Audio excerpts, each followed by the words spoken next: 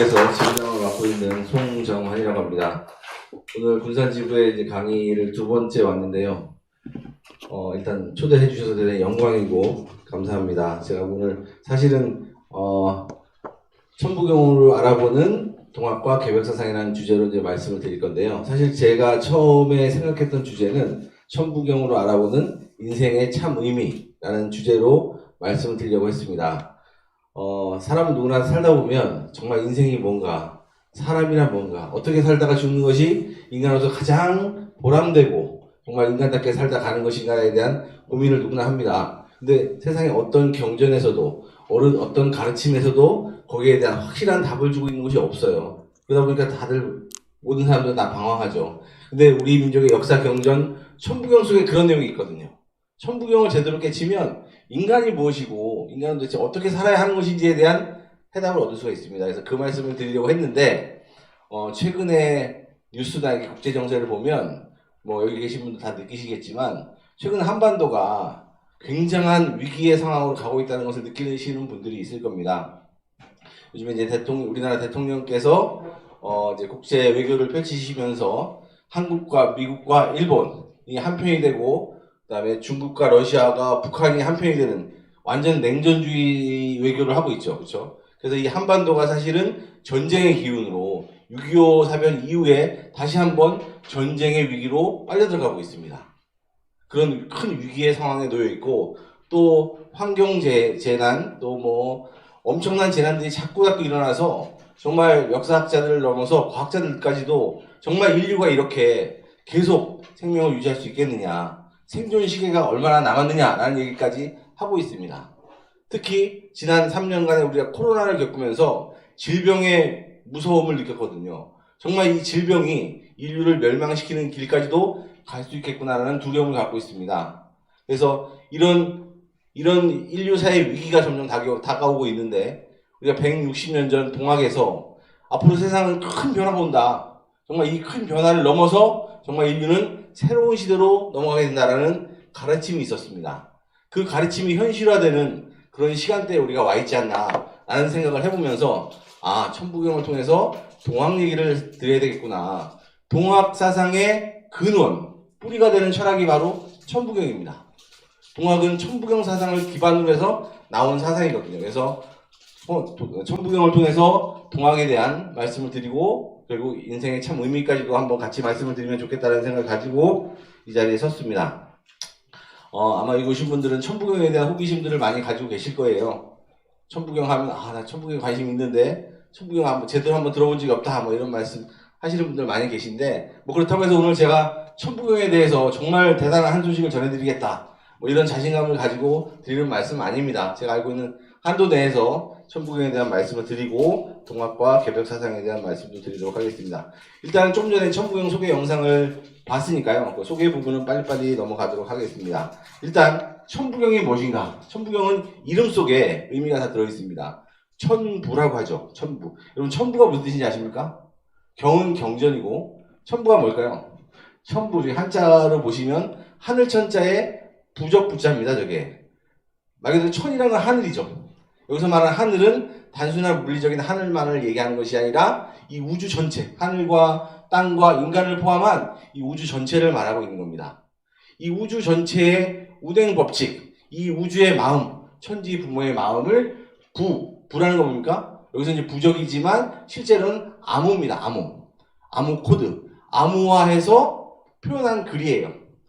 이 대자연의 섭리, 이 천지 부모의 마음을 부호로, 여기서 부호라는 건 숫자거든요. 실제로 읽어보신 분들은 알겠지만 천부경은 대부분 숫자로 되어 있습니다. 숫자라는 암호, 아주 추상적인, 아주 복합적인 의미를 가지고 있는 숫자를 가지고 이 대자연의 섭리를 노래하고 있는 거예요. 이것을 바로 천부경이라고 합니다. 자, 그리고 천부경은 인간이면 누구나 한번 꼭 읽어봐야 돼요. 사람이라면. 왜냐하면 천부경은 정말 순수한 진리의 마음, 우주의 마음이 담겨져 있어요. 그래서 천부경을 자꾸 읽으시면 정말 우주는 이런 마음을 가지고 있구나. 인간은 이런 존재라는 것을 스스로 깨닫게 됩니다. 내용은 잘 몰라도 자꾸 읽기만 해도 스스로 그 속에서 기운을 취할 수 있는 글입니다. 그리고 또 천부경은 일반 경전처럼 사람을 구속하거나 의무감을 주거나 그런 게 없어요. 우리 뭐 다른 경전들 보면 뭘 해야 된다, 뭘 하면 안 된다, 뭐 그죠? 그다음에 또 뭐 나 외에 다른 신을 믿으면 안 된다, 뭐 이런 얘기까지도 나오잖아요, 사실. 이렇게 인간을 구속하는 요소들이 많이 있는데 천부경은 그런 게 없어요. 그냥 대자연의 마음, 천지 부모의 마음이에요. 천지 부모가 인간에게 우주란 이런 것이다라고 정말 친절하게 설명하는 그런 글이에요. 정서적으로 아주 편안한 글이죠. 그래서 인간이라면 누구나 꼭 읽어야 될 글이고, 여러분들도 천부경을 열심히 읽으셔야 그 속에 있는 진정한 의미를 깨달을 수가 있습니다. 평소에 많이 읽는 것이 그 천부경의 의미를 깨닫는데 큰 도움이 된다, 이렇게 말씀을 드리겠습니다. 자, 그럼 천부경에 대해서, 천부경을 크게 세 가지로 정의를 할 수 있는데요. 물론 더 많은 의미로 정의할 수 있겠지만, 첫 번째로는 천부경은 우주수학 원전이다라고 합니다. 우주수학. 여기서 우주수학이라는 것은 역학을 말하는 겁니다. 쉽게 말하면 역학. 우주가 돌아가는 섭리를 수로 표현하고 있다는 말이죠. 그래서 인류 수학의 출발점이에요.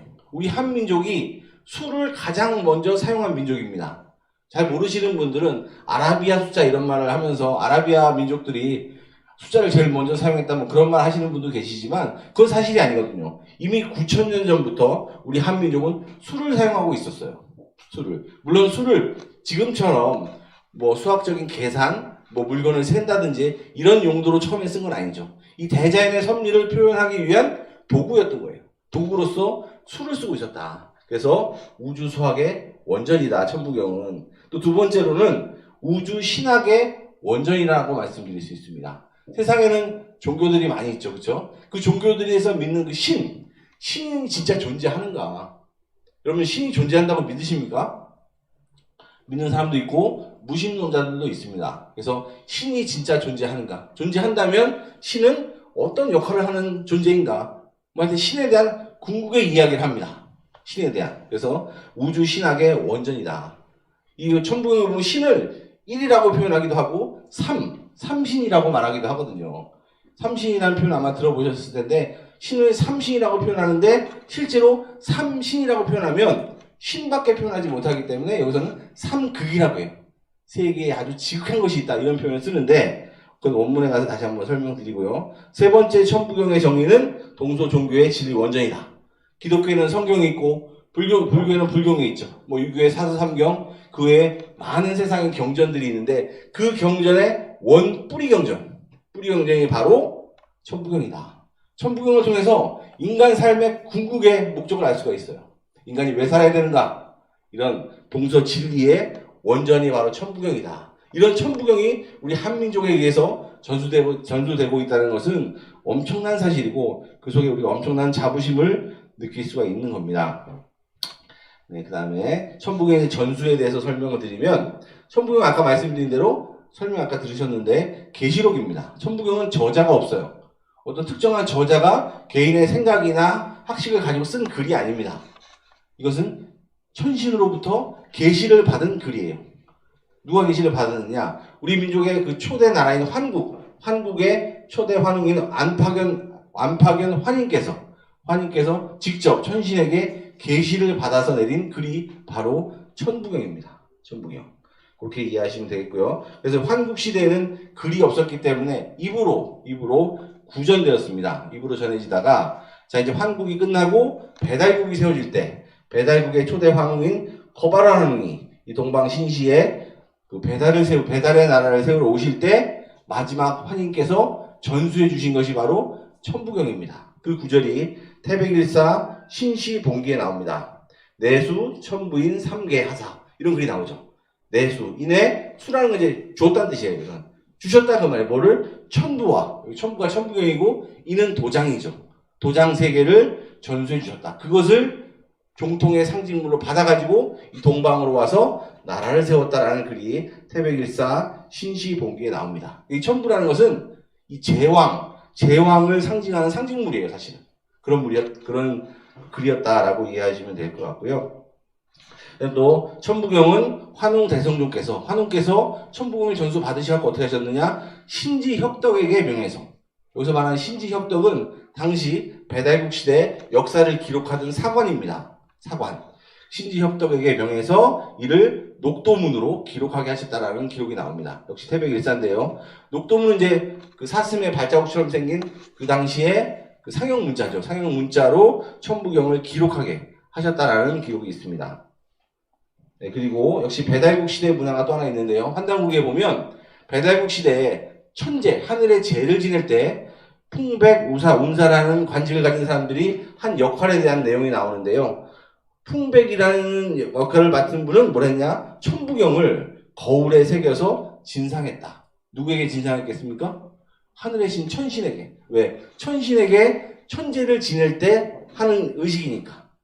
천재를 지낼 때는 천신에게 거울에다가 천부경을 세워서 새겨서 진상했다라는 기록이 태백일사 삼한관경 본기에 나옵니다. 자, 그 다음에 또 단군 조선 때에는 11대 도해단군 때는 삼신상제님께서 천재를 지낸 후 천부경을 강론했다. 백성들을 천부경을 가지고 가르쳤다라는 내용이 나옵니다. 그리고 또 16대 위나단군 때는 역시 연고탑에서 천재를 지낸 후 모시고 나서 밤새도록 천부경을 노래했다라는 기록도 역시 나오죠. 그래서 실제로 이렇게 천부경이 우리 역사 속에서 실존했었다는 것을 환단국을 통해서 얼마든지 확인할 수가 있습니다. 자, 그 다음에 대진국, 우리 발해라고 하는 대진국 시대도 역시 마찬가지로 천부경 문화에 대한 기록이 있는데요. 태백일사 대진국 본기를 보시면 4대 문황제는 태학, 학교를 세워서 천부경과 삼일신고를 가르쳤다. 천부경과 삼일신고를 가르쳤고 환단고사라는 책을 강론하셨다라는 기록이 있습니다. 우리가 환단곡이라는 책을 공부하고 있는데 그 당시에는 환단고사라는 책이 있었다는 거죠. 그러니까 환단이라는 용어는 그 당시부터 이미 쓰고 있었던 용어라는 거예요. 환단. 자, 그 다음에 이제 최치원이 나오죠. 천부경을 전수하는데 아주 중요한 역할을 했던 분이 통일신라 시대 때 대학자이면서 천재이면서 도인이었던 최치원입니다. 최치원께서 고대의 전고비라는 건 옛 글자, 한자 이전에 상형 문자로 그려진 그 전고 비석을 보고 거기에서 천부경을 보고 그것을 해석해서 첩이라는 건 지금의 책 같은 형식이죠. 책으로 처음으로 만드신 분이 바로 고은 최치원 선생입니다. 그 최치원 선생은 그 천부경을 묘향산 석벽에 새겼다라는 기록도 있습니다. 우리 환단고기 보시면 1916년에 그 환단고기의 저자인 계연수 선생님께서 그 묘향산 석벽에서 실제로 천부경을 발견했다라는 기록이 나와 있습니다. 네, 그리고 고려시대 말에는 그 학자인 모근 이색 선생, 또 보계거사 범세동, 우리 환단고기의 북부여기를 쓰신 분이죠. 두 분이 같이 천부경 주해라는 이제 주석을 달았다는 거죠. 주석과 해설, 천부경을 설명하는 주석과 해설서를 같이 공동으로 저술했다라는 기록도 있습니다. 네, 그래서 고려시대까지 이렇게 천부경이 계속 전수되고 있는 거죠. 그리고 이제 여기는 안 나오지만 태백진운이라는 책을 보면 그 행촌 이함 선생이 그 당시 고려시대 최영 장군 아시죠, 여러분들? 황금보기를 돌같이 하라는 그 최영 장군에게 천부경을 내가 설명해 줬다라는 기록도 있습니다. 자, 그리고 이제 재밌는 건 뭐냐면 천부경은 역사 종통 문서라는 겁니다. 천부경은 일본과 중국에 없어요. 일본과 중국의 역사 기록 속에 천부경이라는 내용이 나오질 않습니다. 우리 식민사학자들은 일본과 중국의 역사가 우리 한민족 역사보다 훨씬 길다라고 얘기하는데 실제로 그들의 역사를 아무리 살펴봐도 역사 속에 천부경이 없거든요. 근데 우리 한민족 역사 속에 좀 전에 살펴보듯이 이렇게 천부경에 대한 얘기가 많이 나오죠. 천부경은 환국, 배달, 조선으로 이루어지는 역사 문화의 종통의 민족에게 전수된 역사 종통 문서다. 이렇게 이해하실 수가 있습니다. 그래서 천부경을 읽는 게 얼마나 위대하고 소중한 가치를 가지고 있는지 그런 것을 알고 읽으시면 훨씬 큰 기운을 받으실 수가 있습니다. 자, 그래서 천부경은 환국 시절 국가를 경영 통치하며 모든 인간을 깨달음, 우주 광명 인간으로 만드는 도통, 심통, 진리통의 문서였다. 우리 한민족은 이 천부경을 읽는 깨달음의 민족입니다. 우주에 대한 깨달음, 근원적인 깨달음을 안고 살아가는 민족, 진정한 문화선진국, 광명의 민족. 우리 한민족의 나라 이름이 전부 광명으로 되어 있잖아요. 그 근원이 어디 있느냐? 전부 천부경에서 유래하는 겁니다. 그래야 천부경을 알아야 진정한 한국인이다라고 말씀드릴 수 있습니다. 뭐 천부경 잘 아시는 분도 계시겠지만 천부경 잘 모르시는 분들은 정말로 천부경을 읽으시고 강론을 들으시고 하셔서 천부경을 깨우쳐야 진정한 오늘부터 한국인으로 다시 태어날 수 있다. 이런 말씀을 제가 감히 드리고요. 자, 이 천부경이 이제 세계화되는 과정에 대해서 설명을 드리겠습니다.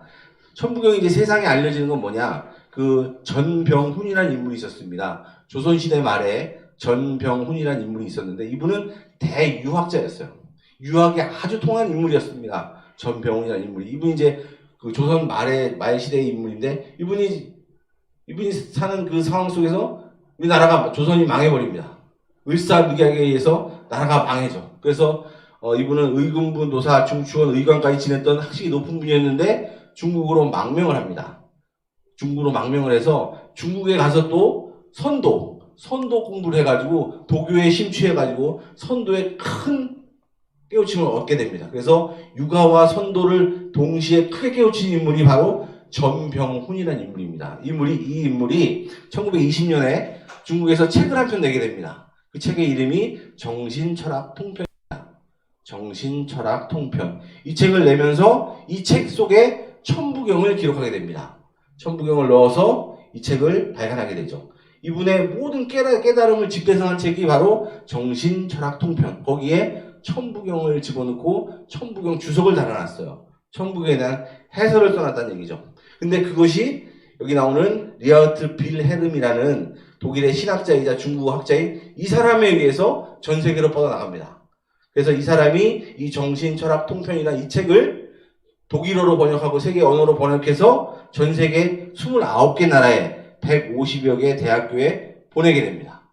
그래서 천부경은 전 세계로 뻗어나가게 되는 거죠.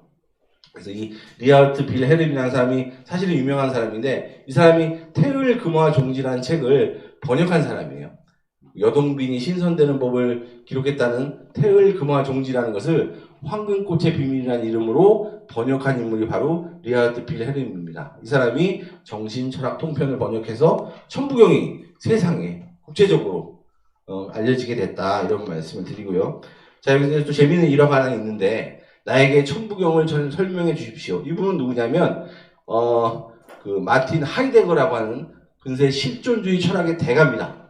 실존주의 철학의 대가인 하이데거. 이 사람이 우리나라의 그 1호 철학자인 서울대학교 박종홍 교수와의 일화가 있습니다. 뭐냐면 이 사람이 존재 철학, 존재하느냐 존재하지 않느냐에 대해서 깊은 철학적 그 학식을 가지고 있었는데 이 양반이 그 학식을 얻는 데까지는 무슨 방법이 있었느냐? 천부경의 무사상을 가지고 자기는 이런 철학자가 돼가지고 정말 세상에 유명한 사람이 된 거였어요. 자기의 고백이죠, 사실은. 그래서 동양 철학에 관심이 많았는데 일본 철학자를 초대해서 일본 철학에 대한 이야기도 자기가 다 들어서 공부를 했고 중국 철학자들을 불러서 중국 철학에 대한 이야기를 듣고 중국 철학에 대해서 공부를 했던 거죠. 근데 이 양반은 뭘 알고 있었냐면 한국에는 중국 철학과 일본 철학의 근원이 되는 아주 근원적인 철학이 있었다. 그 소식을 알고 있었던 거예요.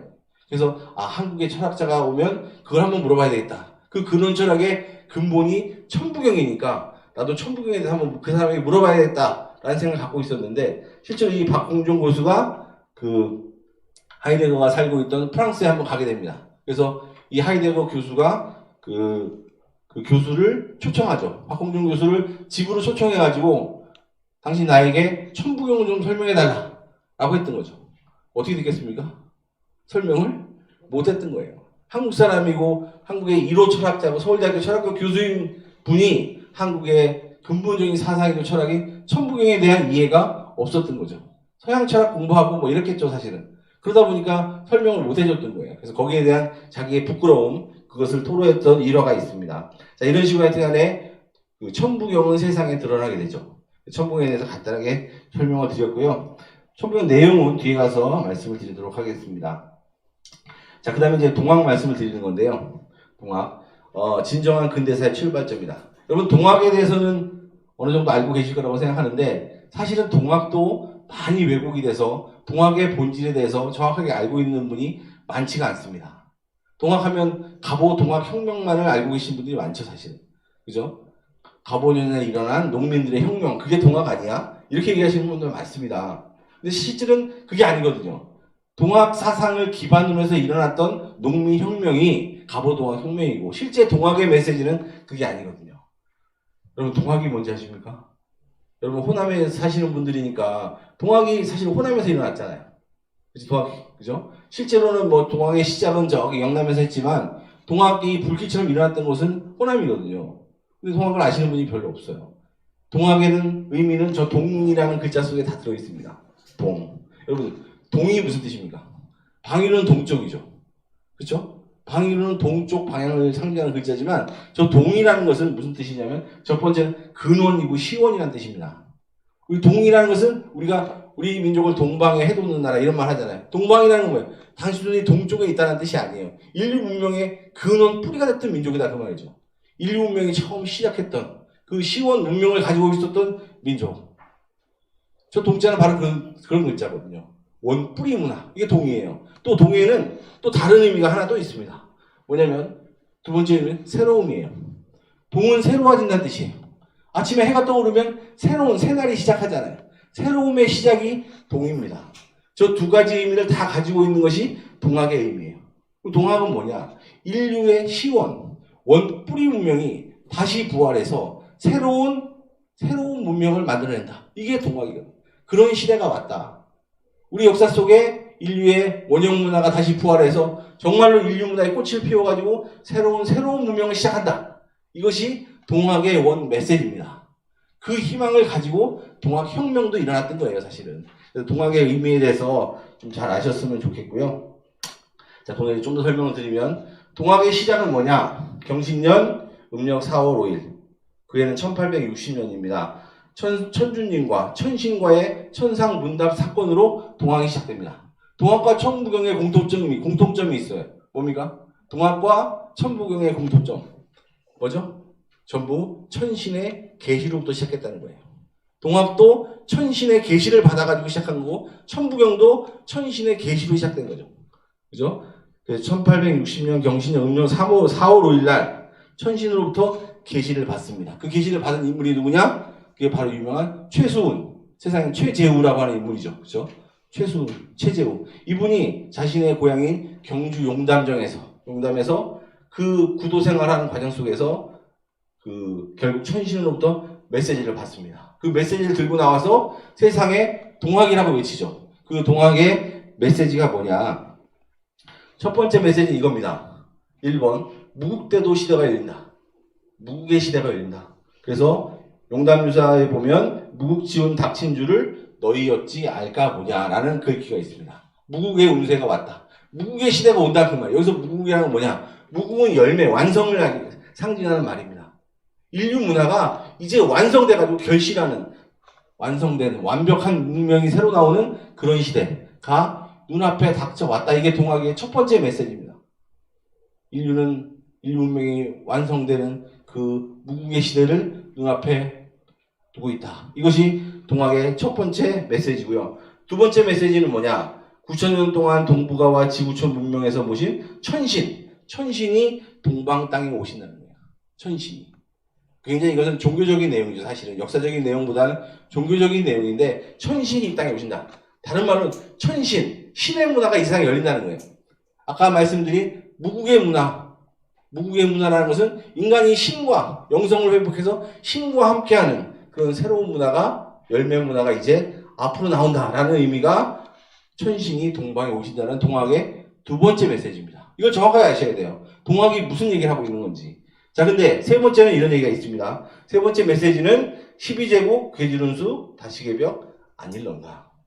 이런 무국의 세상, 무국의 문명이 다시 나오는데 그 무국의 문명이 나오기 직전에 인류는 개벽이라는 다시 말하면 괴지룬수 이것을 넘어서 결국 무국의 세상에 오게 된다. 무국의 세상을 맞이할 수가 있다. 이런 얘기입니다. 이게 동학의 메시지거든요. 이게 동학. 그러니까 동학은 개벽이라는 인류 사이에 없었던 큰 변화. 이것을 넘어서야 인류 문명은 진정으로 완성돼서 새로운 새 시대, 새 문명. 전 인류와 함께 행복하게 살 수 있는 그 이상세계로 갈 수 있다라는 것이 동학의 세 번째 메시지입니다. 이 메시지가 사실 알고 보면 천부경에 전부 근거하고 있습니다. 천부경에 전부 나오고 있거든요, 이 얘기가. 그런 말씀을 지금부터 드리도록 하겠습니다. 이제 동학이 이런 꿈을 가지고 혁명이 일어났다, 이런 말씀이고요. 이건 넘어가고요. 자, 이제 천부경 얘기를 다시 한번 시작하겠습니다. 이제 천부경 원문을 가지고 실제 동학과 어떤 관련이 있는지 말씀을 드리려고 합니다. 자, 첫 번째 천부경에서 드린 말씀은 천부경은 총 81자로 되어 있습니다. 많은 분들이 알고 계시겠지만 천부경의 글자는 81자예요. 얼마 안 되죠, 그렇죠? 웬만한 노래 가사보다도 글자가 적어요. 그렇죠? 81자. 81자라는 그 아주 작은 얼마 안 되는 글자를 가지고 이 대우주 삼라만상의 운행 법칙을 다 설명하고 있거든요. 그렇죠? 근데 왜 하필 81자일까? 혹시 그런 생각 해보셨습니까? 왜 81자일까? 81이라는 숫자에 어떤 의미가 있을까? 81이라는 것은요, 모든 것을 다 드러낸다는 뜻이에요. 드러낸다. 다 펼쳐서 보여준다. 이게 81이거든요. 왜냐하면 수라는 것은 1, 3, 5, 7, 9라는 건 분열하는 양의 수예요. 양의 수의 끝이 9거든요. 9는 분열을 끝까지 한 거예요. 그래서 9와 9를 곱한 것이 81인 거거든요. 그래서 81은 완전히 분열해가지고 모든 전모, 진리의 전모를 다 드러낸다는 뜻이에요. 그래서 81은 그런 의미가 있습니다. 그래서 천부경은 81자로 되어 있습니다. 81자로 우주의 모든 진실을 다 드러내고 있다. 이게 이제 81자의 의미죠. 그래서 실제로 81로 되어 있는 그런 책들이 많이 있습니다. 여러분 아시는 노자 도덕경. 노자 도덕경은 81장으로 되어 있어요. 도덕이라는 게 뭡니까? 천도지덕이라고 해서 하늘의 마음을 도라고 하고 땅의 마음을 덕이라고 하잖아요. 하늘 땅의 마음을 내가 완전히 다 표현했다. 그래서 노자 도덕경은 81장으로 되어 있고, 또 황제내경이라는 책 보시면 그 한의학의 원전이잖아요. 한의학자들은 전부 보는 황제내경도 81편으로 되어 있습니다.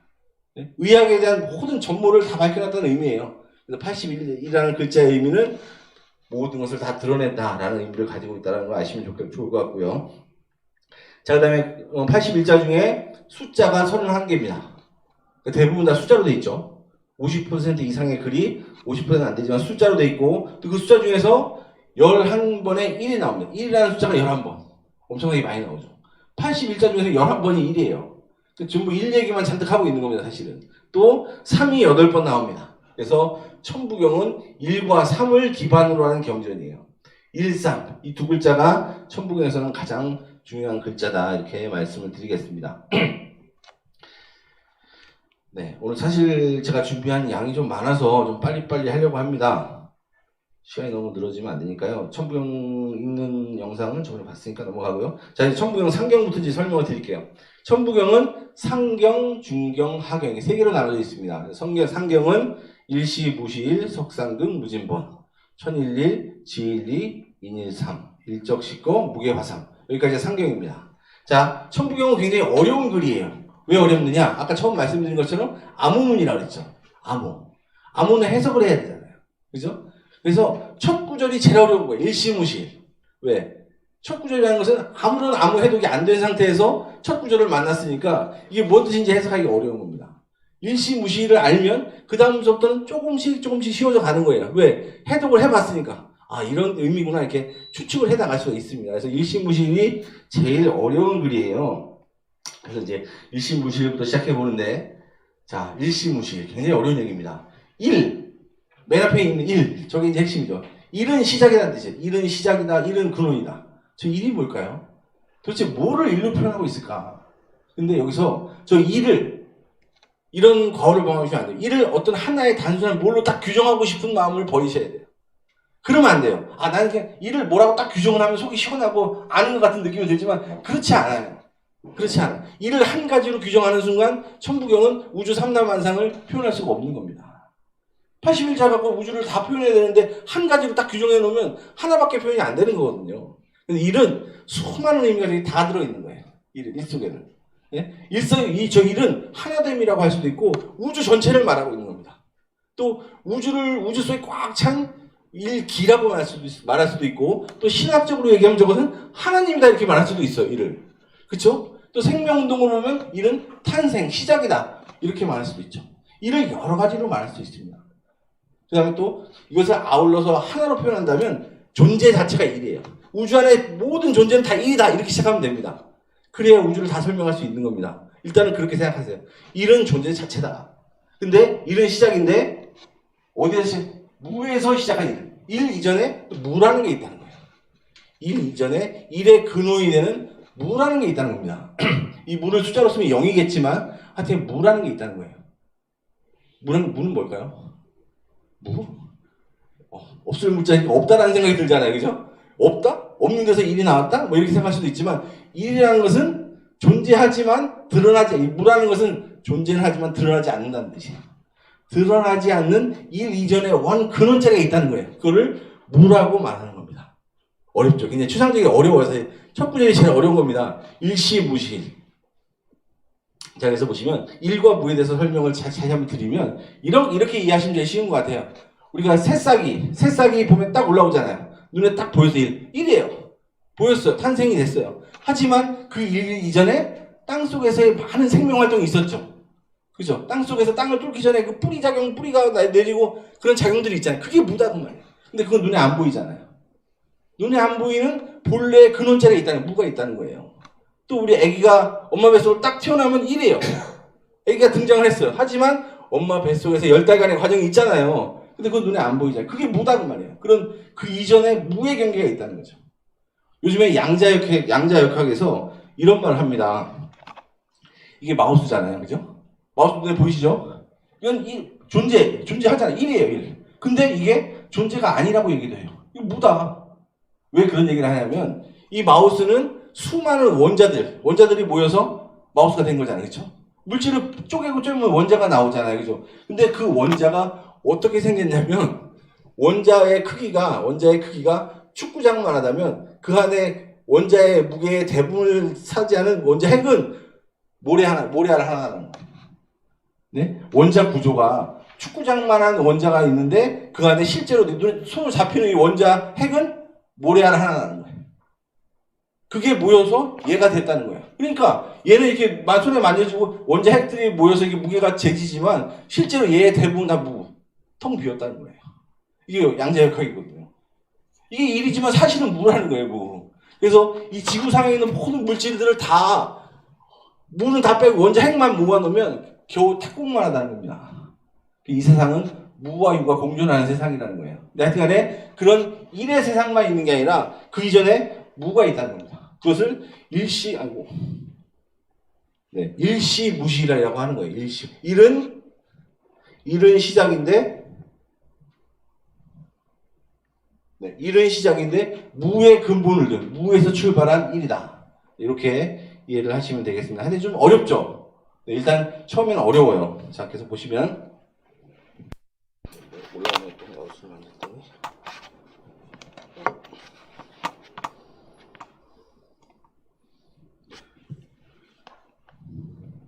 자, 그 다음에 천부경 전체 구조를 보면 시작이 일시무실 이렇게 시작을 하고요. 맨 끝에 가면 일종무종일로 끝납니다.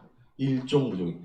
일은 시작인데 일로 다시 매듭진다는 것. 일종. 일에서 시작해서 일로 다시 끝난다는 뜻이에요.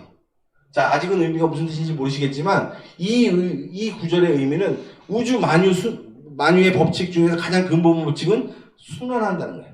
돈다 그 말이에요. 영원히. 일에서 출발해서 다시 일로 돌아온다는 말이에요. 돈다. 이것이 우주 순환 법칙이 우주의 근본 법칙의 1번이다. 우주는 순환한다. 모든 건 돈다는 거예요. 이 대우주 천체 속에서 돌지 않는 게 하나도 없어요. 지구도 돌고 있고 태양도 돌고 있고 태양계에 있는 모든 행성들이 다 돌고 있고 이 극대 우주도 다 돌고 있어요. 극미의 원자 세계에 돌아가면 전자가 미친듯이 돌고 있거든요. 그죠? 사람도 이게 혈액이 돌고 있고 호흡을 하면서 공기가 돌아야지 살잖아요. 그렇죠? 이렇게 우주 만유는 전부 순환하고 있다는 의미를 천부경에서 이렇게 전해주고 있습니다. 일시로 시작해서 일종으로 끝난다. 일에서 시작해서 다시 일로 매듭짓는다. 이런 의미가 천부경에 있습니다. 네, 그 다음에는 자, 두 번째 구절이죠. 석상극 무진본. 석상극 굉장히 중요한 구절이에요. 상경의 핵심 단어가 여기 있습니다. 뭐냐면 삼극이에요. 삼극. 세 개의 지극한 것. 자, 하나는 일이고 일로 전부 시작을 하는데 그 일은 석삼극이라는 거예요. 맨 앞에 있는 석자가 무슨 석자냐면 나눠질 석자예요. 나눌 석자. 쪼개진다 그 말이에요. 도끼로 나무를 쪼갠다는 의미의 글자인데요. 하여튼간에 나눠진다. 하나는 반드시 세 개로 나눠진다는 말이에요.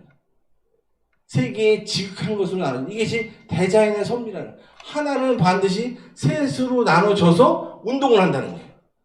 일이 가만히 태어나서 가만히 있는 게 아니라 일이 이제 운동을 하기 시작하는데 그 운동법은 반드시 셋으로 나눠서 운동을 한다. 이게 석상극이란 말입니다. 석상극. 그래서 이걸 보통 일체삼용이라고 해요. 하나의 근본은 반드시 셋으로 쪼개져서 운동을 한다는 거예요. 석상극. 자, 그래서 그 피타고라스, 자, 그리스의 대철학자이면서 서양 문명의 아버지라는 피타고라스가 그래서 3이라는 숫자는 우주의 중심수다라고 말했습니다. 3이라는 숫자. 모든 우주 운행은 3으로 하기 때문에 3이라는 것은 우주의 중심수다. 이렇게 말을 했고요. 실제 살펴보면, 자, 이 대우주는 세 개의 지극한 것으로 나눠서 운행을 합니다. 그것이 뭐냐면 하늘과 땅과 인간이에요. 우주는 하늘과 땅과 인간이라는 세 개의 지극한 것으로 나눠져서 우주는 운행을 하게 되어 있습니다. 우주 안에 펼쳐지는 모든 역사 과정이라는 것은 하늘과 땅과 인간이 만들어가는 역사 과정이에요. 자, 또 보시면 그래서 이 극대 우주도 3극으로 존재하고 또 극미의 세계로 한번 가볼게요. 극미, 이게 원자거든요. 극미의 원자 세계에 들어가보면 역시 3으로 돼 있어요. 어떻게 3으로 돼 있느냐? 이게 전자고요. 이게 양성자고 이게 중성자예요. 이 원자 세계는 양성자와 중성자와 전자라는 세 개의 형태로 되어 있는 거예요, 원자가. 그리고 또 이 양성자랑 중성자를 속에 들어가 봤더니 또 세 개로 나눠지더라는 거예요. 이 코크라고 하는 건데 또 세 개로 이렇게 나눠져 있다는 거예요. 하나는 반드시 셋으로 나눠져서 운동을 한다. 이것이 대자연의 법칙이라는 거예요. 대자연의 법칙. 자, 보면, 자, 왼쪽에 있는 색깔이, 저건 뭐냐면 빛이에요, 빛. 여러분, 빛의 색깔이 뭡니까? 빛은 색깔이 있나요? 빛. 빛이라는 물질. 빛이라는 물질은 우리가 형광등 보면 하얀색인 것 같지만, 빛도 사실은 세 개로 나눠진다는 거예요. 빛은 빨강색과 파랑색과 초록색이라는 세 개의 빛으로 나눠져 있다는 거예요. 세 개로. 그래서 그 세 개가 합쳐지면 흰색이 만들어진다는 거죠. 그래서 우리가 보는 이런 하얀 빛이라는 건 전부 저 세 개의 빛이 합쳐진 거예요. 빛도 저렇게 3극으로 지극한 세 개로 나눠서 운동을 한다는 거죠. 자, 보시면 시간도 그렇죠. 시간도 과거와 현재, 미래라는 세 개로 나눠서 시간 작용을 해요. 부정할 수 없잖아요, 이거는. 지금 드리는 말씀은 이 대자연의 섭리를 드리는 말씀이에요. 어떤 종교적인 말씀도 아니고 나는 뭐 교회 다니니까 이건 나 믿어 안 믿어 이런 얘기가 아니에요. 인간이라면 누구나 다 이해할 수밖에 없는 그런 말씀을 드리는 거예요. 자, 그래서 시간도 3으로 작용하고 또 우주가 운동하는 에너지도 셋으로 돼 있다는 거예요. 우주가 운동하는 에너지, 그걸 3원이라고 하는데 그것이 바로 태극과 환극과 무극이라는 세 개의 역동적인 우주의 에너지가 우주를 운동하게 한다는 거예요. 그래서 모든 일들은 생장성, 나아지고 길러지고 걷어지는, 완성되는 이 시스템으로 돌아간다는 거예요. 이걸 거부하는 게 있어요? 모든 생명활동 중에서 태어나자마자 완성되는 거 있나요? 그런 거 없는 거예요. 전부 우주의 운동 자체가 태극, 환극, 무극이라는 3원작용을 하고 있기 때문에 그 속에 살아가는 모든 생명은 전부 생장성의 운동을 한다고 말이죠. 이게 3극이라는 거예요, 3극. 또 보시면, 자, 가장, 오른쪽 보시면 왼쪽 있나요? 왼쪽 보시면, 사람 팔이 있죠. 아, 좋은 예예요, 팔. 팔을 보시면, 상박, 중박, 손, 세 개로 돼 있죠. 팔은 하나인데, 세 개로 나눠져 있어요. 이게 만약에 세 개로 나눠져 있지 않다라고 생각해 보세요. 이 팔을 갖고 무슨 작용을 할 수 있겠습니까? 이런 거밖에 못하죠. 이런 거 못할 거 아니에요. 그렇죠? 세 개로 나눠져 있으니까 작용을 한다고. 손가락도 마찬가지. 셋으로 나눠져 있으니까 물건도 자꾸 뭔가를 한다는 말이죠. 그렇죠? 하나로 통으로 돼 있으면 못하는 겁니다. 그래서 모든 것을 일체삼용이라고 해서 3극으로 나누어서 운동하는 것이 대자연의 섭리다라고 합니다. 한 가정도 그렇죠. 한 가정도 구성 요소가 어떻게 되어 있습니까? 아버지와 어머니와 자식으로 되어 있죠. 뭐 자식이 여러 명 있을 수 있지만 가족의 가장 안정적인 구성 요소는 아버지, 어머니, 자식이에요. 어머니가 둘이면 어떻게 되겠습니까? 어머니 둘이면 제대로 된 가정이 안 되잖아요. 그죠? 또 국가 시스템도 그래요. 어때요? 입법, 사법, 행정이라는 세 개, 3극으로 나눠서 국가도 운영합니다.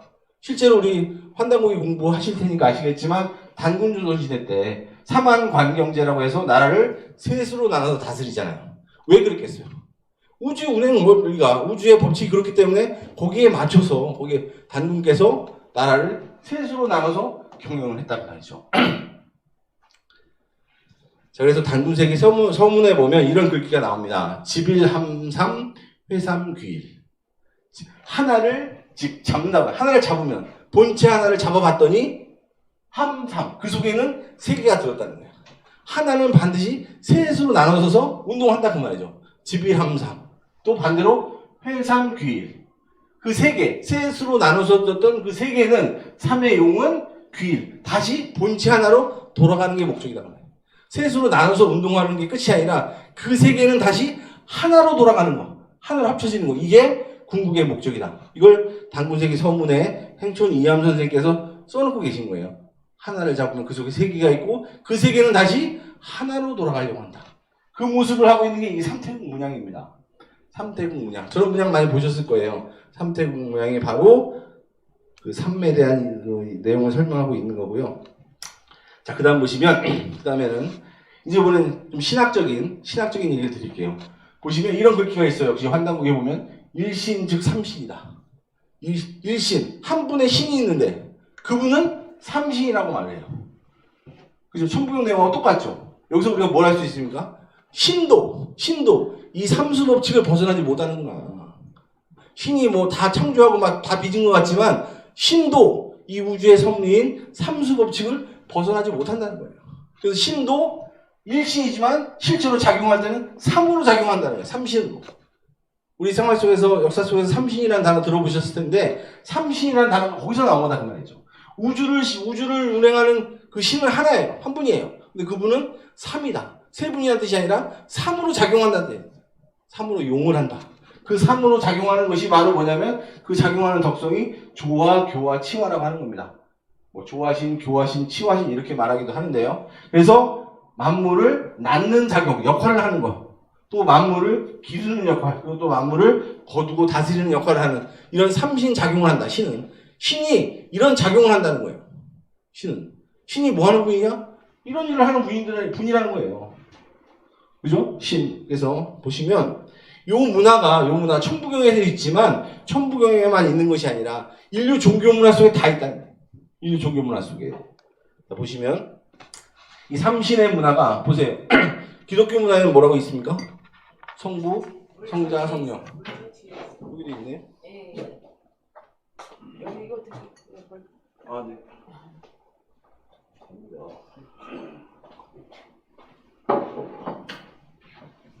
네. 세계의 종교 문화 속에서 이 삼문화가 그대로 있는 겁니다. 그래서 기독교 문화를 보시면 성부, 성자, 성령, 뭐 성신이라고 하죠. 삼위일체 다 들어보셨죠? 기독교에서 왜 자기 믿는 신을 삼으로 표현하느냐? 저 근원이 어디겠어요? 천부경이다 그 말이죠. 천부경. 그 뿌리는 천부경에 대고 있는 거예요.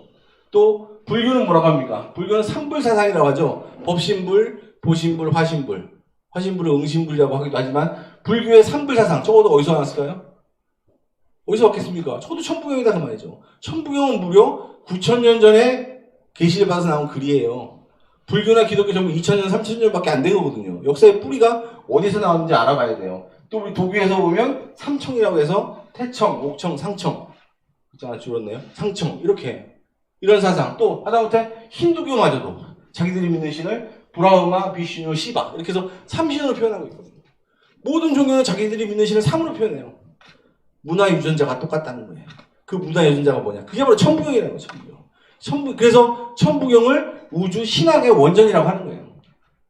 내가 무슨 종교를 믿든 그 종교의 뿌리에는 천부경이 있다는 거예요.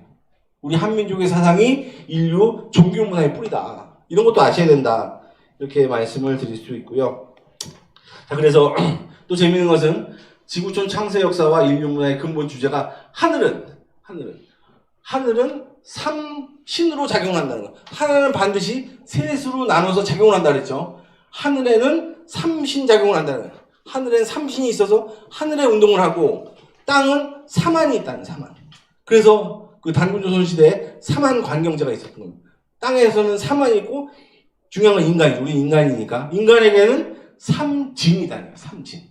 인간에게는 가장 진솔한, 진귀한, 진실된 우주로 받은 삼진이다. 우주에서 하나를 받았는데 그 하나가 내 몸속에 들어와서 그것도 또 3으로 나눠서 작용을 하니까 셋으로 돼서 내 몸에 작동을 한다는 거예요. 그 내 몸에 들어온 세 개가 뭐냐? 그게 성과 명과 정이라는 거예요. 성명정. 성명정이란 우주의 지극함을 받았다, 인간은. 원래는 이게 성명이 하나인데 그것이 3으로 나눠서 작용하기 때문에 내 몸에 들어와서 성은 머릿속에 들어오고 명은 가슴 속으로 들어오고 정은 내 하단절에 들어왔다는 거죠. 성이라는 것은 우주의 마음자리고 명이라는 건 우주의 생명력이고 정이라는 건 우주의 정기잖아요. 이 세 개가 우주에서 가장 지극한 것인데 이게 내 몸속에 그대로 들어와 있다. 인간은 이 세 가지를 다 가지고 있다는 말이에요. 인간만이. 인간이 얼마나 존귀한 존재냐는 말이죠. 이런 얘기를 하고 있는 겁니다. 그래서 인간은 작은 우주다. 자, 이런 말씀 드릴 수 있고요. 자, 그 다음에 이제 무진본이라는 구절이 있습니다. 속상극 무진본. 무진본. 여기서 진이라는 건 다할 진짜니까 근본이 다함이 없다는 뜻이에요. 근본이 다함이 없다. 그러니까 하나는 셋으로 나눠졌어요. 셋으로, 하나가 3으로 나눠지니까 3분의 1, 3분의 1, 3분의 1. 이렇게 되는 게 아니라는 거예요. 우주의 본성과 신성은 나눠져도 그대로 있다는 거예요. 그대로. 1이 3개로 나눠졌지만 1, 1, 1로 그대로 본성이 남아있다. 다하지 않는다. 맑고 다르지 않는다. 이런 뜻이에요. 무진본. 그래서 우주는 저 무진본의 성질 때문에 영원한 거예요. 우주가 언젠가 돌아가다가 아우 정말 피곤해서 이제 못하겠다. 이렇게 안 하잖아요. 그죠? 저 무진본의 성질 때문에 그런 겁니다. 그 얘기를 천부경에서 말하고 있는 거고요. 자, 그 다음에 이제 그 다음 구절이 이게 중요한데요. 그래서 하나는 셋으로 나눠서 작용한다. 근데 그 근본은 변하지 않는다. 이런 얘기를 설명을 하는데 이 우주에서 가장 중요한 것은 하늘, 땅, 인간이거든요. 그래서 하늘, 땅, 인간을 가지고 한번 다시 설명을 하는 거예요. 자, 뭐라고 얘기하느냐? 1011, G12, 113 이렇게 얘기합니다. 1011, G12, 113. 하늘과 땅과 인간을 숫자로 표현해요. 하늘은 하나, 둘. 하나. 땅은 하나, 둘. 그 다음에 인간은 하나, 셋. 이렇게 얘기하거든요. 자, 이게 뭔 소리냐? 자, 앞에 설명은 이제 어느 정도 암호를 풀어나오고 있기 때문에 이해를 이제 하실 수가 있어요. 자, 보시면 여기 설명이 이렇게 돼 있는데, 1001. 자, 하늘과 땅과 인간이 전부 가운데는 1이죠. 똑같이 1이에요. 하늘, 땅, 인간은 똑같이 1이면서 또 하늘은 1이고 땅은 2고 이는 사람 3이라고 하거든요. 이거를 살펴보면 일단은 중간에 전부 1이라고 했어요. 저 1이 뭐냐? 저게 바로 이 우주 본체가 3으로 나눠졌지만 그 근본이 그대로 있다는 거예요. 그래서 하늘도 1이라는 근본을 그대로 다 갖고 있고 땅도 인간도 전부 1이라는 근본을 다 갖고 있다. 하늘이 3분의 1, 땅은 3분의 1, 인간은 3분의 1 이런 게 아니라 하늘, 땅, 인간이 전부 우주의 본성을 그대로 다 지니고 있다. 인간이 얼마나 존귀하냐 그 말이에요. 인간이. 그 얘기를 하늘, 땅, 인간이 전부 1이라고 말하고 있는 거죠. 하늘, 땅, 인간 정말 신성한 존재다. 그래서 우주의 3대 궁극자다 그래요. 궁극자. 그래서 그래서 그걸 하늘을 1001, 땅은 지일, 인간은 아까 인이라고 했는데 이 좀 인간은 결국 하늘과 땅의 이상을 실현하는 큰 존재이기 때문에 태일이라고 표현하기도 합니다. 인일, 태일은 같은 의미예요. 그리고 그 하늘, 땅, 인간의 그 이 일자의 신성, 이 광명, 이것을 환이라고 부르고 단이라고 부르고 한이라고 부르는 거예요. 그래서 하늘의 본성, 신성은 환, 하늘의 광명, 땅의 신성, 땅의 본성, 땅의 광명은 단. 우리가 환단곡에 여기서 나온 말이죠. 하늘과 땅의 본성과 신성을 깨우치고 함께했던 우리 선조들의 역사 옛 이야기, 환단곡이. 그리고 인간의 본성은 광명은 한이다. 우리 대한민국 사람들이 우리나라 이름 대한에 한이 무슨 뜻인지 다 모르고 살고 있거든요. 여기 천부경에 나온단 말이에요, 전부. 자, 그 다음은 이제 이거죠. 그래서 하늘과 땅, 인간은 전부 1이라고 했는데 뒤에 하늘은 1, 땅은 2, 인간은 3이라고 했죠. 하늘, 땅, 인간은 이런 다른 점도 있다는 거예요. 근원적으로 본성은 같지만 다르다고 말해요. 뭐가 다른 거예요? 역할이 다르다는 거예요. 역할이.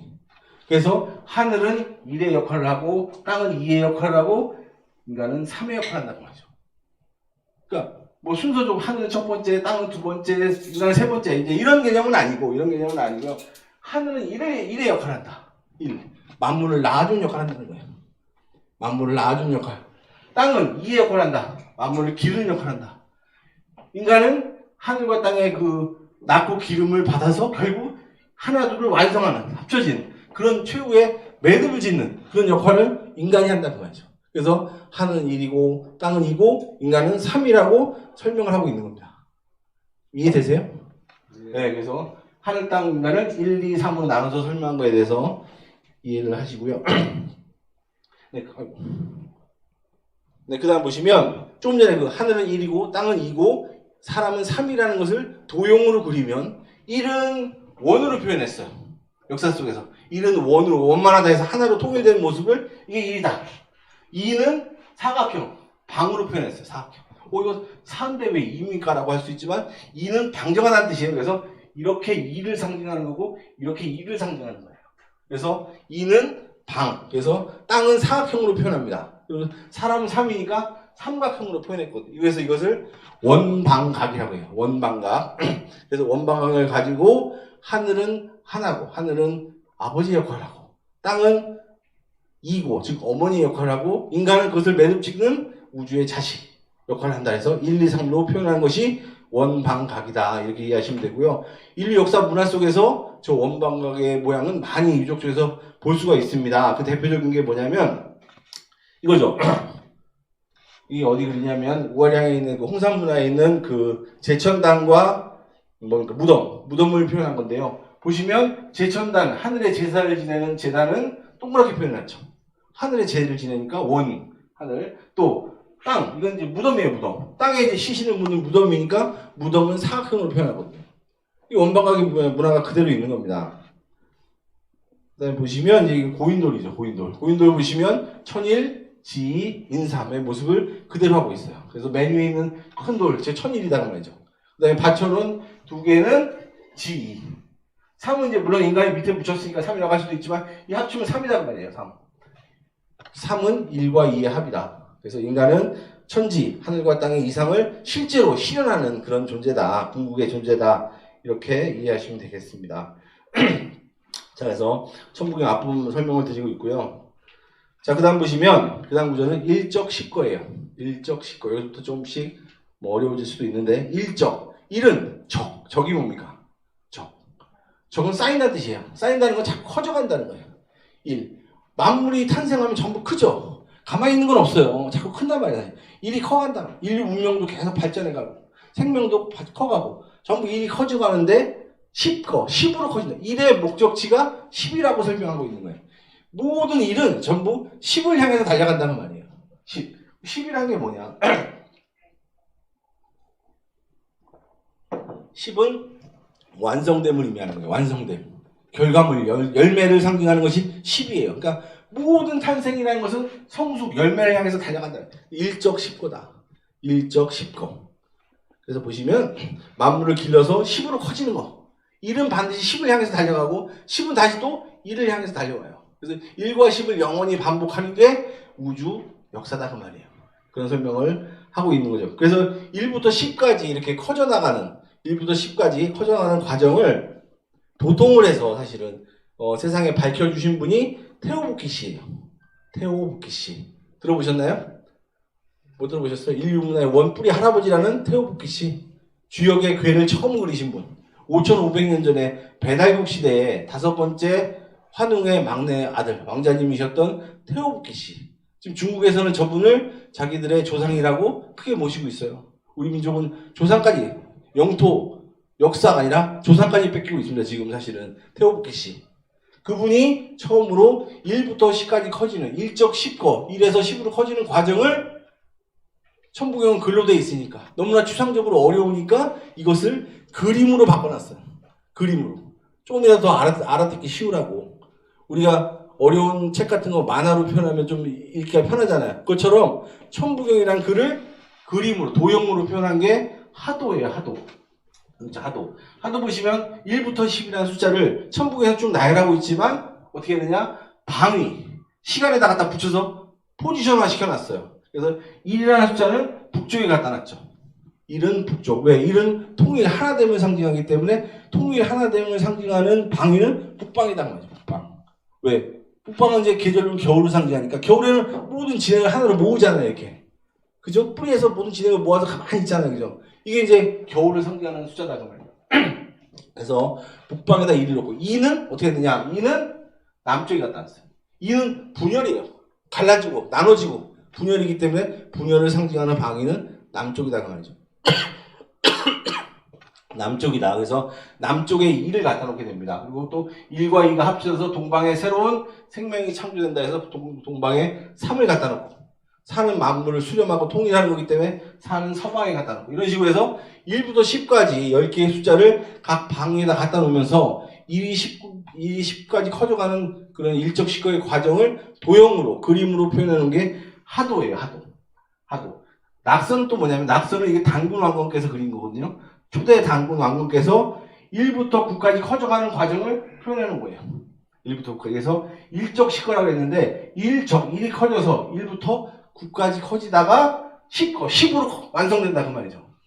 그래서 1부터 9까지 커져가는 과정은 낙서로, 그래서 10이 등장해서 10으로 완성된 모양을 하도로, 그래서 하도와 낙서라는 두 그림 속에서 천부경에서 일적 시거의 과정을 전부 표현하고 있다. 그래서 뭐 하도 낙서에 대해서 더 자세히 설명드리면 좋겠지만 오늘 그런 자리가 아니니까 그 정도만 알고 계시면 되겠습니다.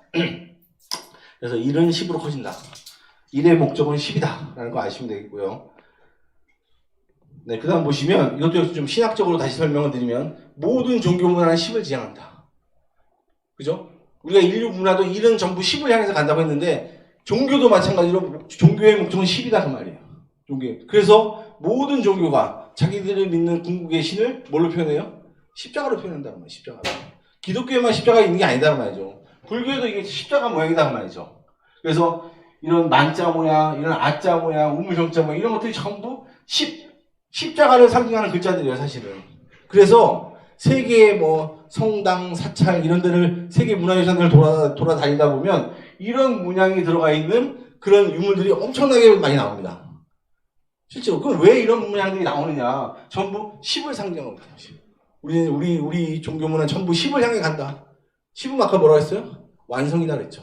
완성.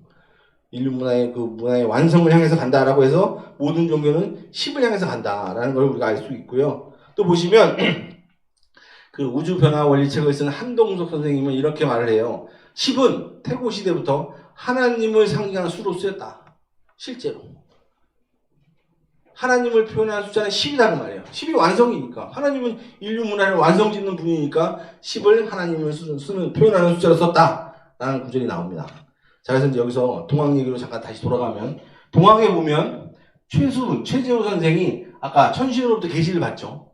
계시를 받으시면서 어떤 주문을 받냐면 시천주, 조화정, 영세, 불망, 만사지, 이 주문을 받습니다.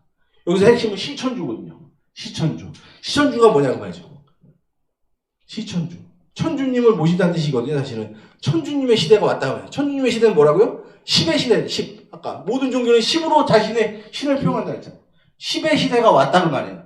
10의 시대가 오고 있다. 다시 말로 천부에서 말하는 일적 10고 1이 10으로 완성되는 그 순간이 다가왔다 그 말이에요. 그것을 그 동학의 주문에서는 시천주라고 표현하고 있는 겁니다. 시천주, 일적 10거 1이 10으로 커지는 그 인류 역사의 큰 결정적인 순간을 맞이했다라는 것이 동학의 주문 내용이다. 이렇게 말씀드리고요. 그래서 일적은 1부터 9까지 커져가는 과정, 생장, 나와서 길러져가는 과정이고, 10거, 10으로 완성된다. 가을에 열매 맺는 과정을 10거다. 이렇게 말씀드릴 수가 있습니다. 자, 그 다음에 그 다음 구절에 무게화삼이라는 글이 나옵니다. 무게화삼. 그래서 1부터 10까지 커져가는데 1부터 10까지 커져가는 모든 그 과정이라는 것은 다음이 없다. 화화삼, 3의 작용이 아님이 없다는 말이죠. 모든 것은 전부 3의 작용, 삼수법칙. 아까 모든 작용을 하나는 3으로 나눠져서 운행한다고 그랬잖아요. 그 삼수 작용을 통해서 1부터 10까지 계속 커나간다라는 말이 무게화삼이 되겠습니다. 자, 그 다음에 보시면 이제 중경이에요. 천부경의 중경 보면 천이삼, 지이삼, 인이삼, 대삼합육, 생칠팔구, 운삼사, 성만오칠 이렇게 되어 있습니다. 자, 이번에 이제 보시면 하늘, 땅, 인간을 다시 한번 정의합니다. 아까 상경에서는 하늘을 천일일, 땅은 지일이, 이는 일삼 이렇게 했죠, 그죠? 근데 여기서는 천도 2, 3, 지도 2, 3, 인도 2, 3. 하늘 땅 인간이 다 공통적으로 전부 2, 3이라고 말하고 있습니다. 2, 3. 2, 3은 뭐냐? 그러니까 여기 해설도 있지만 하늘 땅 인간 모두 음양 운동을 하면서 3으로 돌아간다는 거예요. 그러니까 하늘은 어때요? 하늘이라는 것은 해와 달. 1월 해와 달의 운행 작용을 통해서 해와 달의 그 작용을 통해서 삼수법칙이 돌아간다는 거예요. 해와 달. 또 땅이라는 것은 물과 불, 수학 기운을 가지고 삼수작용을 하고 인간도 즉 음양의 운동이 정신과 육체와 정신이라는 두 음양작용을 가지고 거기서 삼수운동을 한다는 거예요. 그게 이제 천 2, 3, 지 2, 3, 2, 3. 그래서 하늘과 땅과 인간의 공통점은 뭐냐? 음양운동과 삼수작용을 같이 한다는 거예요. 음양의 존재로서 삼수작용을 하고 있다라는 얘기를 이렇게 설명을 하고 있죠. 좀 어려운 구절이에요, 사실은. 자, 그 다음에 정말 중요한 얘기가 나옵니다. 대삼합육 생칠팔구. 여기서 대삼합. 굉장히 중요한 구절이에요. 대삼합. 이 중경에서는 가장 중요한 구절이 저 삼합이라는 거예요. 삼합. 대삼합. 설명을 드리면 앞에 대삼. 대삼은 뭐냐면 큰 삼이라는 거죠. 그죠? 하나는 지극한 세 개로 나눠지는데 그 중에서도 큰 삼이 뭐냐? 그게 바로 우주를 표현하는 하늘과 땅과 인간입니다. 하늘과 땅과 인간. 대삼은 합해져야 된다는 거예요. 합해진다. 아까 처음에 이런 말씀 드렸어요. 하나는 반드시 셋으로 나눠서 운동하고 그 셋은 반드시 다시 하나로 합쳐져야 그 운동의 목적을 이루거든요. 그래서 대삼이 합을 해서 합쳐지면 육을 만들어낸다. 육. 자, 추상적 이거 좀 어렵지만 굉장히 중요한 구절이에요. 다시 한번 이제 설명을 드리면 자 보세요. 대삼. 하늘과 땅과 인간이 하나로 합쳐져서 육이 뭐냐? 육이 뭔지를 우리가 알 수 있는 내용이 어디 있냐면 이 구절에서 나옵니다. 이건 이제 노자 도덕경에 있는 글이에요. 태일생수다. 노자 도덕경에 보면 태일생수란 말이 나오거든요. 태일 크게 하나 됐다는 얘기죠. 저 태일이 삼합하고 똑같은 거예요. 천지인 세계가 하나로 합쳐졌다. 그러면 생수 물이 만들어진다는 거예요. 물이. 저 물은 뭐냐? 물은 생명이거든요. 물은 생명을 상징하는 겁니다. 우리 음양오행 공부해 보신 분들은 알겠지만 1이라는 숫자를 수라고 하거든요. 일수. 생명이에요. 근데 이 수는 그냥 단순한 생명이 아니라 새로운 생명이에요. 완성된 생명. 본래 하나였는데 이것이 셋으로 나눠졌다가 다시 하나로 합치는 과정 속에서 완전한 새로운 생명으로 거듭난다는 거예요. 그게 대삼합 6입니다.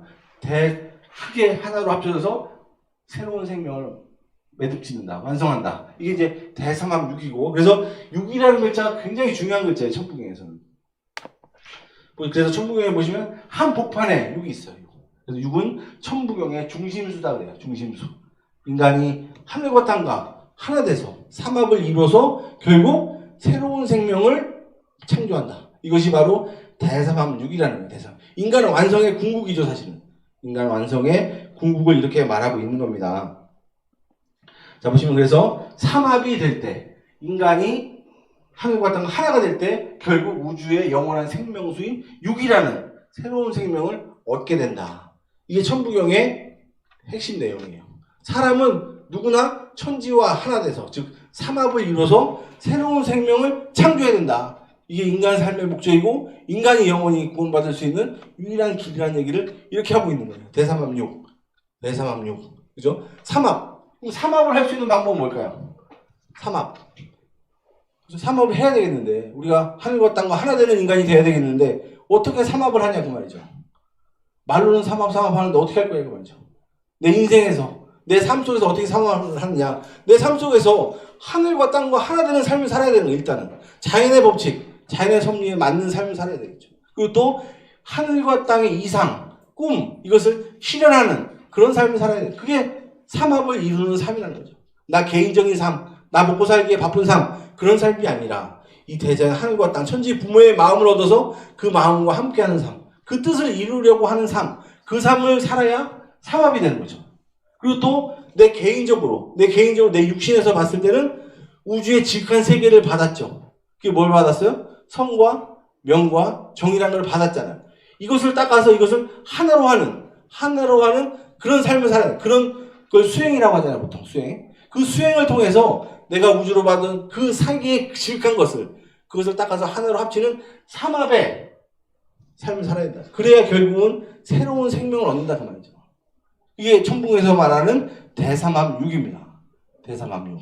그래서 하늘과 땅의 이상을 실현하는 삶을 살고 또 개인적으로 내 몸에 들어와 있는 우주의 3대 신성을 하나로 합치는 그런 수행을 해야 된다. 그래야만 결국 삼합을 이룰 수 있다. 즉 6을 만들어낼 수 있다. 1에서 10으로 커져서 완성을 하는데 1이 10으로 커지는 과정 속에서 반드시 6을 거쳐야 6을 만들어내야 10으로 완성이 된다라는 내용을 전하고 있는 겁니다. 천부경에서.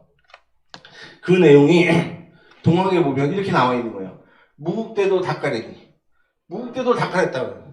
이게 바로 대삼합을 6을 했다는 거예요. 네? 무국대도 무기의 10의 진리잖아요. 10으로 갈 수 있는 진리를 닦아야 대삼합이 이루어져서 새로운 생명 6을 만들 수 있다는 거예요.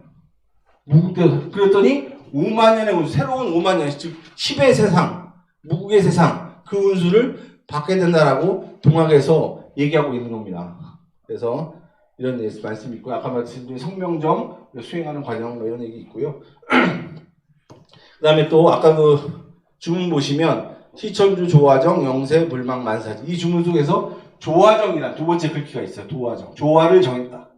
조화를 정했다. 뭐야 이게? 대삼합육을 이뤘다는 거예요.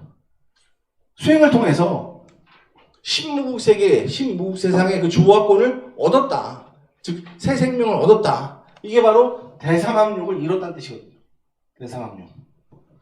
이렇게 이해하시면 되겠습니다.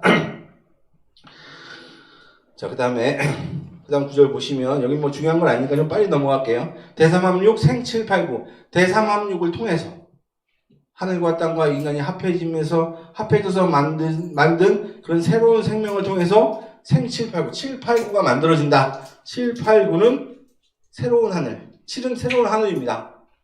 완성된 하늘. 하늘도 기존 하늘이, 묵은 하늘이 아니라 새로운 하늘. 8은 새로운 땅. 인간은 새로운 인간. 즉, 하늘, 땅, 인간도 전부 새로워진다는 의미예요. 789의 의미는 좀 더 그 역학적으로 공부를 많이 해야 되기 때문에 이건 다음에 기회가 되면 설명드리고요. 이거는 동학과는 관련이 없으니까 빨리 넘어가겠습니다. 그 다음에 운삼사 성화노칠. 운행한다 그 말이에요. 우주는 3사로 운행한다. 아까 3으로 작용한다고 해놓고 같이 또 3사라고 말하고 있어요. 3이라고 해놓고 여기서는 3사다. 왜 4냐? 본체까지 포함해서 말해서 그래요. 원래 하나는 셋으로 나눠서 운동한다 그랬죠. 그러니까 하나와 셋인데 드러나는 건 셋인데 그 하나 본체가 드러나지 않거든요. 근데 그 드러나지 않는 본체까지 포함하면 4다 그 말이에요.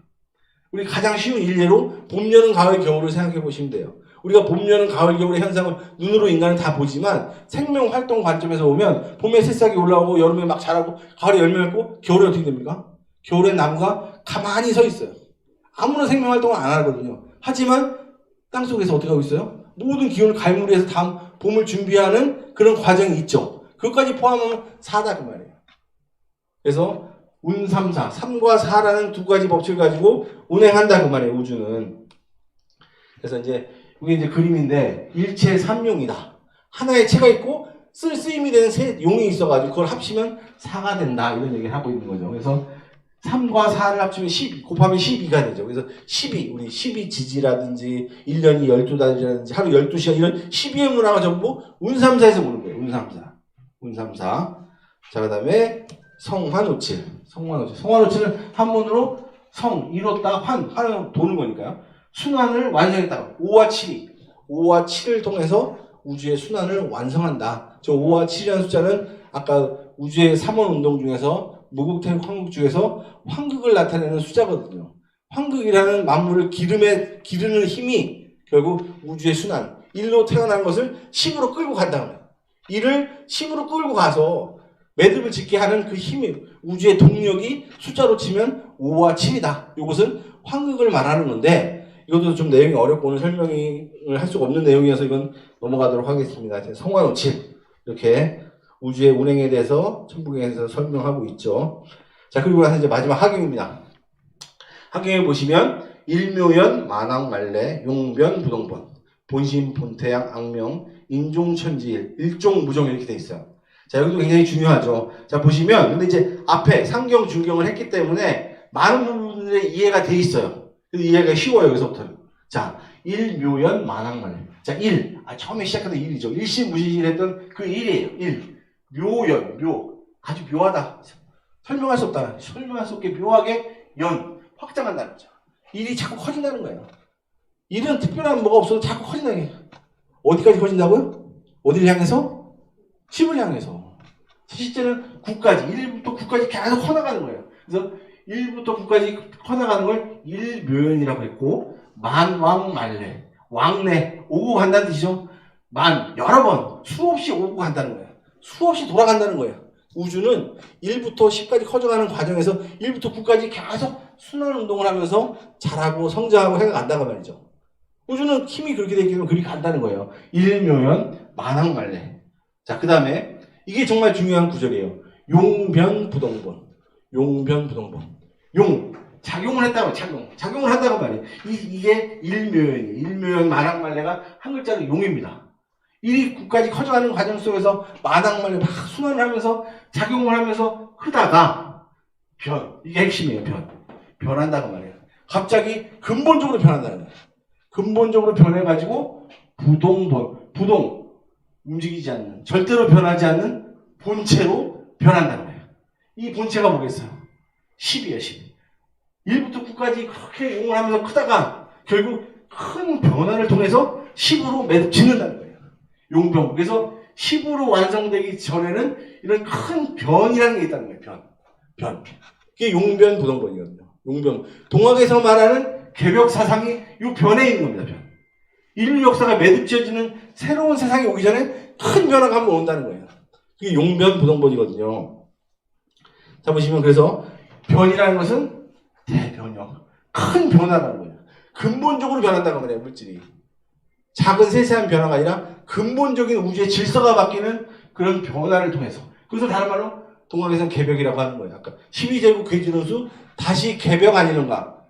네? 용변을 하는 10의 세상이 만들어진 큰 변화의 시간대가 왔다고 말이에요. 개벽에서. 지금 동학에서 그런 얘기를 하고 있는 거죠. 자, 그래서 일적이 10거로 커질 때, 일적이 10거로, 일이 10으로 커지는 그 순간에는 대변형, 개벽의 현상이 반드시 있다. 이것이 천북에서 전하고 있는 메시지입니다. 자, 그래서 보시면 동학이 바로 그 메시지를 전하고 있는 거예요. 인류 역사의 가을 개벽 문명을 선언했다. 이제는 정말 천부경에서 말하는 일적 10거, 일이 10으로 켜지는 결정적인 순간, 용변부동본, 부동의 본체로 바뀌는 그 결정적인 변형, 그 순간이 왔다라는 그 시대의 선언, 그것이 바로 뭐다? 그것이 동학이라는 거예요. 동학은 단순한 농민혁명이 아니라 인류 역사의 큰 물줄기가 바뀌는 완성된 전 인류가 꿈꿔왔던 모든 조국에서 외쳤던 그 이상세계, 정말로 살기 좋은 전 인류가 함께 사는 그런 세상이 이제 눈앞에 왔다. 그 큰 변혁의 시간대를 맞이했다라는 선언이다 그 말이죠. 그죠? 이 우주의 경고 알람소리다 그 말이죠. 이제 그 시간대가 왔으니까 깨어나라 인간들이. 정말로. 그래서 천지와 하나 되는 대삼합 육을 해낼 수 있는 그런 인간으로 다시 태어나야 되는 그런 인류사의 결정적인 순간에 와있다라는 메시지를 동학이 주고 있다는 말이죠. 자, 계속 보시면 자, 이 그림은 뭐냐면 동학을 계승한 참동학 진상도에서 전하고 있는 우주 일련 도표예요. 이 우주 일련 도표를 보시면 천부경, 즉 용병부동본 일적 식거를 훨씬 쉽게 이해할 수 있습니다.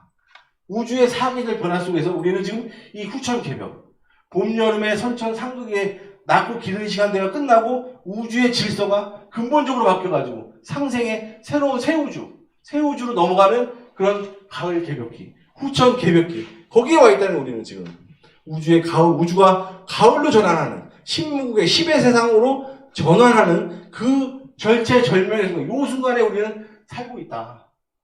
라는 것을 이 우주 일련 도표에서 우리가 알 수가 있습니다. 자, 그 다음에 이제 거의 다 끝나가는데요.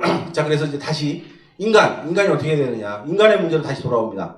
본심, 본태양, 악명. 본심, 본태양. 본심, 인간의 본래 마음, 사람의 본래 마음. 여러분들이 가지고 있는 본래 마음은 어디에다 근본을 두고 있냐? 태양에다 근본을 두고 있다는 거예요. 태양이 뭡니까? 저 하늘에 있는 태양? 그게 아니라 밝고 밝음이에요. 아주 밝다는 말이에요. 인간의 본성은 누구나 다 아주 밝다는 거예요. 우주의 신성을 그대로 다 갖고 있는 게 인간이라고 했잖아요. 아까 테일이라고 했잖아요. 그죠? 그렇기 때문에 인간의 본성 밝다. 이 밝음을 회복해야 한다는 거예요. 본성이 밝은 마음을 갖고 있지만 우리의 삶은 사실은 밝지 못하다는 거예요. 이 밝음을 다시 내 몸과 마음에서 다시 찾아라는 말이죠. 그래야 대삼합육이 된다는 거예요. 지금. 본심, 본태양, 악명, 본래 인간의 마음은 밝고도 밝다는 말이에요.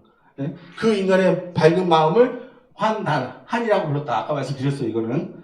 자, 그리고 자 이제 이게 유물인지 우리 고조선 시대 유물이라고 하죠. 빗살무늬 토기 다 들어보셨죠? 빗살무늬 토기 보통은 빗살, 빛, 머리 믿는 빛, 머리 믿는 빛문이라고 이제 우리 학자들이 그러는데 사실 그게 아니죠. 저 빛은 이 빛이라고 말이에요. 빛.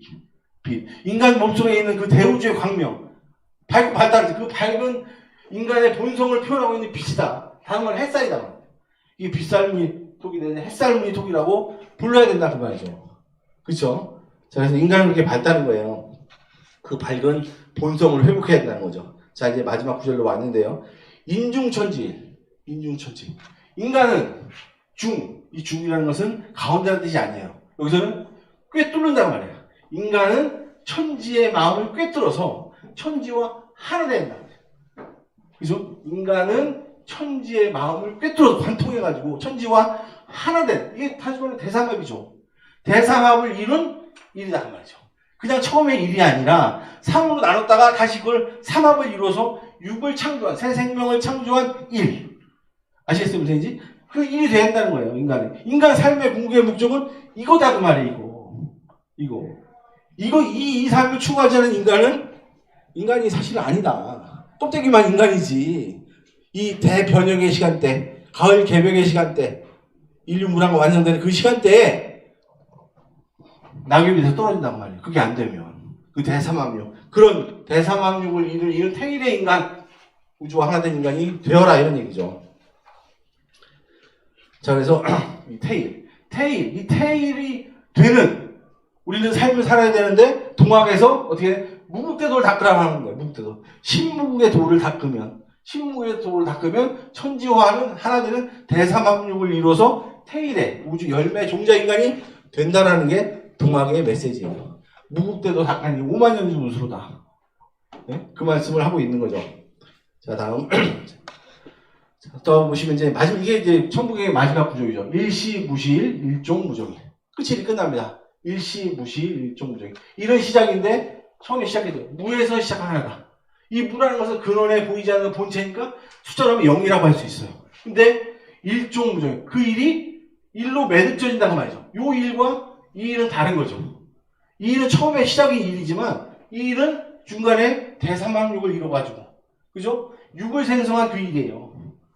그 일은 무종일. 무로 돌아가는데 이 무는 여기서 10이라고 말이죠. 10. 인류 문명의 완성을 이룬 일이라고 말이죠. 우주 역사의 주인공이 된 일이라고 말이에요. 저 일은. 네? 그냥 단순한 인간이 아니라 우주와 하나 된 우주 역사의 주인공이 된 그 일. 무로 돌아간 무국의 세상, 신무국의 세상으로 돌아간 일이 된다. 그렇게 되라 그 말이죠. 그 얘기가 이제 천부경에 맺는 마지막 말씀입니다. 자, 그래서 이제 두세 개만 하면 끝나는데요. 자, 마저 보시면 그래서 인간의 결론은 뭐냐? 인간은 뭐냐? 하늘아버지 땅어머니, 하늘 땅의 꿈을 완성하는 지존한 존재다. 우주에서 가장 존귀한 존재. 네? 신의 노예, 종이 아니고 무지하고 무식하고 이런 인간의 존재가 아니라 인간은 하늘과 땅의 신성을 그대로 가지고 있는 하늘과 땅의 꿈을 이루는 우주에서 가장 존귀한 존재다 말이죠. 지극한 존재. 아무리 내가 못났고 가진 게 없고 안 좋은 집에 살아도 인간의 그 신성만은 우주에서 가장 존귀한 존재다 그 말이죠. 그게 천부경이 주는 메시지입니다. 네? 인생의 의미가 여기 있는 거죠 사실은. 그래서 우리 한민족은 천부경과 동학을 통해서 어떤 역사적 사명을 받았느냐. 우리 한민족은 태일, 아까 말씀대로 천지와 하나 되는 인간이 되라는 거죠. 본인만 천지와 하나 되는 인간이 아니라 홍익인간. 그죠? 우리 한민족 역사 속에 홍익인간이 있잖아요. 전 인류를 함께 건져서 전 인류와 함께 대삼합육을 이루는 그런 인간이 되라는 거예요. 그래서 우리 선조들은 나라를 세울 때 홍익인간의 건국이념으로 나라를 세운 겁니다. 천부경을 기반으로 해서 그 천부경의 인간이 되고 또 그걸 가지고 세상 사람들을 구해나가는 거죠. 너 혼자 잘나고 너 혼자 성공하는 인간이 아니라 세상을 함께 건지는 그런 인간. 그리고 대광명의 인간. 인간이 가지고 있는 본성을 다 닦아가지고 위신성이 하늘과 땅에 머무는 그런 인간이 되라고 말이죠. 그렇게 해서 결국 어떠냐? 용변부동반 변하는 시간대, 일적 시각하는 그 시간대 그 개벽에 고비를 넘겨가지고 신무국의 세상, 전인류가 꿈꾸는 이상세계. 뭐 그것을 종교에서는 후천이라고 하기도 하지만 하여튼간에 모든 종교에서 말하는 그 이상세계, 전인류가 꿈꿨던 그 세상으로 그 세상을 만들어라. 이게 우리 한민족이 받은 역사의 사명이다. 이런 걸 한민족은 알고 살아야 된다. 우리 한민족이면 학교에서 애들한테 이런 걸 가르쳐야 된다. 이런 정체성을 가지고 살아야 우리 한민족이 주체적으로 사실은 세계의 중심이 되는 문화 선진국이 진짜 되지 않겠느냐 이런 말씀을 드리고요. 자 보시면 그래서 우리 한민족은 그런 사명을 갖고 있기 때문에 우리 한민족의 역사, 국통맥, 나라 족보 속에서도 천부경이 그대로 실현되고 있습니다. 천부경이 어떻게 하나는 셋으로 나눠서 작용한다고 그랬죠. 그래서 처음에 황국배달조선이라는 세 개의 나라가 우리나라의 상부사를 이룹니다. 저게 정말 인류 원형문화의 시대죠. 그러고 나서 북부여, 고구려, 대중 통일시대는 같은 시대니까요. 이렇게 또 세 개의 나라가 또 작용을 해서 인류 역사를 끌고 가죠. 그러면서 지금 다시 고려조선에서 지금의 대한민국과 북한이 남북한이 나눠져 있는 이게 또 세 개의 나라 시대를 거쳐왔어요. 즉 1에서부터 시작해서 삼수작용을 통해서 9까지 왔단 말이죠. 9다음에 뭐예요? 이제 일묘연, 일적, 해적, 10거, 10번째의 나라, 10번째의 나라를 세우는 10거, 그죠? 최종 무국의 세상, 무국의 나라, 통일된 천지 광명의 새로운 나라를 세우는 그 사명을 우리 한민족은 가지고 있다는 거죠. 이제 마지막 그 고비, 동학에서 말하는 그 대변형의 개벽의 시간을 넘어서 결국 우리는 10번째, 이 우주에서 가장 이상세계, 지구상의 가장 완벽한 나라를 건설하는 그런 과와 사명을 가지고 있다. 이런 말씀 드리고요. 자, 이제 마지막입니다. 그래서 천부경과 동학이 전하는 메시지는 뭐냐? 결국은 우리는 지금 대변혁의 시대에 살고 있다. 대변혁의 시대. 이게 가장 중요하다는 거예요. 이 인식을 못하면 결국 인생으로서 성공할 수 없다는 거예요. 우리 인류 역사의 가장 큰 변화의 시대. 인간의 힘으로만은 극복할 수 없는 큰 변화의 시대에 살고, 제가 처음 오늘 강의 시작할 때 정말로 우리 한반도가 위급한 상황으로 점점 끌려 들어가고 있고, 환경재난, 자연재해 이런 것도 정말 인간이 더 이상 이 지구에 살아갈 수 없는 환경으로 자꾸 가고 있고, 또 질병의 문제는 정말 공포로 인류를 몰고 가고 있다. 이런 말씀 드렸단 말이에요. 그죠? 그런 시대, 그런 대변혁의 시대에 우리는 살고 있다. 우주가 가을로 넘어가는 그 절체절명의 시간에 살고 있다. 이걸 알고 있어요. 알고 살아야 된다. 그리고 천부경에서 말하는 대삼합육, 천지와 하나 되는 그런 인간의 삶. 그 삶을 통해서 새로운 생명을 얻고, 내가 새로운 생명을 얻고 세상을 건지고 구원하는 그런 한민족의 사명을 실현하는 그런 삶을 사는 것이 천부경과 동학이 전하는 우리에게 주는 진정한 메시지다라는 말씀으로 오늘 말씀을 끝내도록 매듭을 짓도록 하겠습니다. 좀 양이 많아서 좀 빨리 하다 보니까 좀 자세히 설명 못 드리는 부분이 있는데요. 하여튼 오늘 말씀 여기까지 끝내고 질문 받나요? 네. 원래 사회자 가셔야 되는 거죠. 그냥 시간이 많이 지났으니까 제가 질문하실 분 있으시면 제가 지금 짧지만 아는 한도 내에서 설명드리고, 없으시면 빨리 마치도록 하겠습니다. 없으신가요? 네, 없습니다. 네, 그러면 저는 이제 물러가도록 하겠습니다.